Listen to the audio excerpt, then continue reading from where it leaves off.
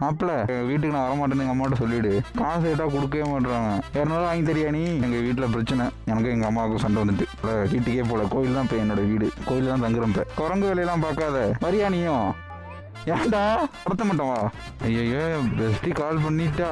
என்ன 7:30 இருக்க போகிறான்னு தெரில. ஐயோ பயமா இருக்கு. ஹலோ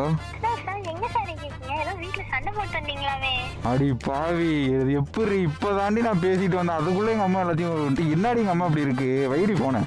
ஐயோ எங்கள் அம்மாவும் யூடியூப்பும் ஒன்று.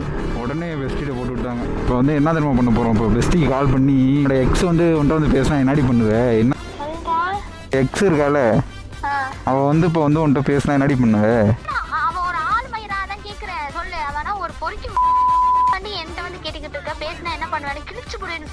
ஏன்னா நான் எங்கடி சொல்லி வைக்கிறேன் என்கிட்ட? அவன் வந்து பேசணும், அவகிட்ட என்ன பதில் சொல்லுவேன்னு கேட்குறேன்.